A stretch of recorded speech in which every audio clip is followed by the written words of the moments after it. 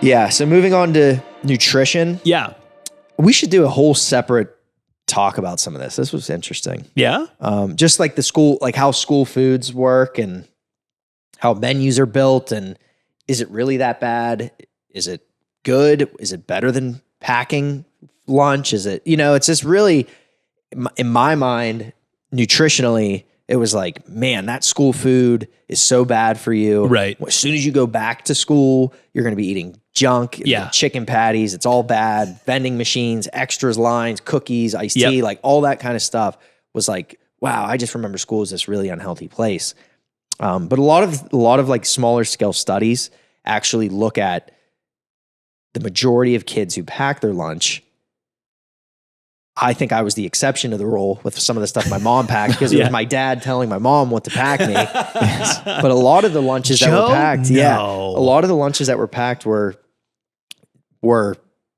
worse. Yeah, I believe it. More hyperpalatable foods, more calories, more food quantity, just even worse than what's provided by the schools. And not to go too far. Yeah, we can talk about this sometime. Yeah.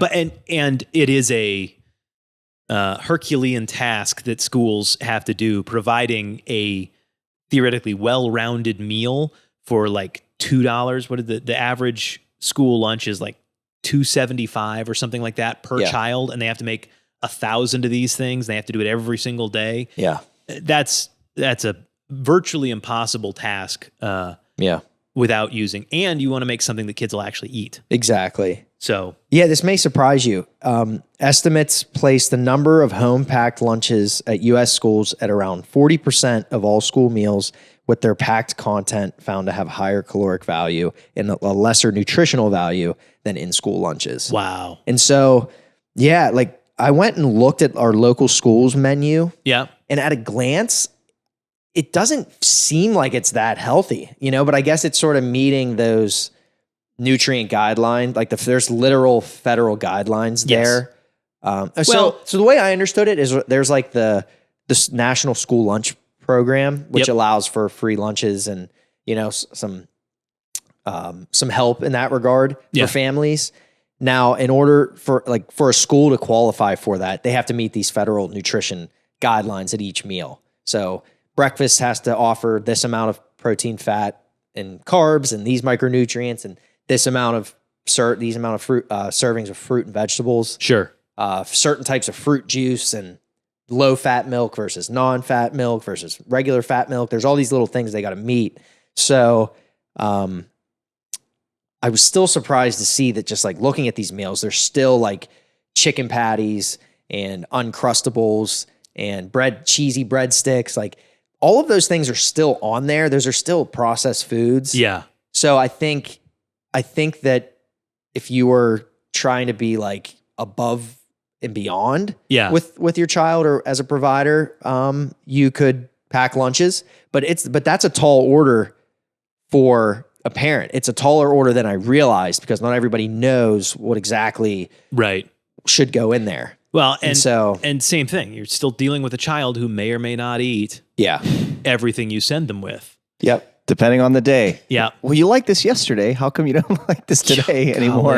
And then that same study that I mentioned, they, mentioned that kids don't tell their parents that they threw their food away. And, they accounted for all the waste of the packed lunch and the waste of the school lunch. And, like they're just, as a kid, you're reluctant to go home and disappoint your parents that you threw away the apple and the peanut butter sandwich, but you ate the fruit roll up and the apple juice. Like, So these are all the challenges. Yeah. Every parent knows these things. What can they do to improve the situation? Yeah. I would say the big thing, again, that's going to remain constant throughout all these recommendations is you will still make the biggest impact being an example as the guardian. Yep. So with that said, however you can better equip yourself, by listening to this podcast or listening to others, I like that. You learn what makes up a healthy plate. You learn what makes up a health promoting dietary pattern. You begin to do those things yourself. You take grocery shopping trips a little more seriously. You involve the kids with those trips. Yeah. You involve the kids with cooking, and you teach them how to do some basic things in the kitchen.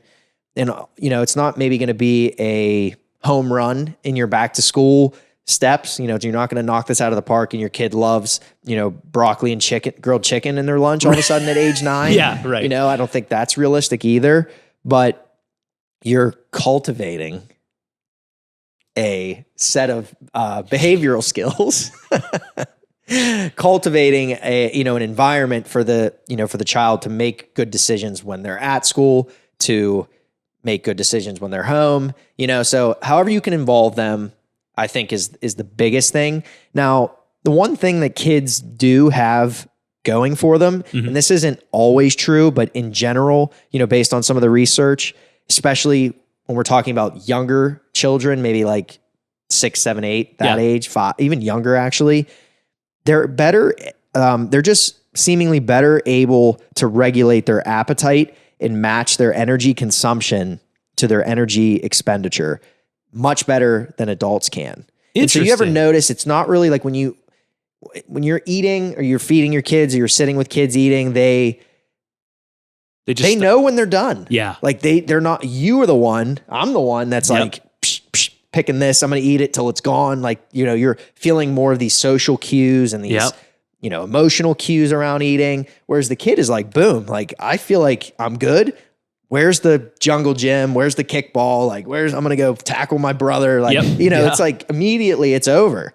And so I thought that this, sort of this example here spoke volumes to, again, it's not that they can't control how much they're eating, but they're not able to make good choices. So they can control the volume, but they can't necessarily say, okay, I have the choice between the apple and the Oreo pie. Like they're obviously going to take the Oreos, right? 100 out of 100 times. Yeah. So how do you as the parent set the environment up so there's less of those choices, not depriving them of those choices, but just knowing that they're going to generally be able to control their appetite for the most part.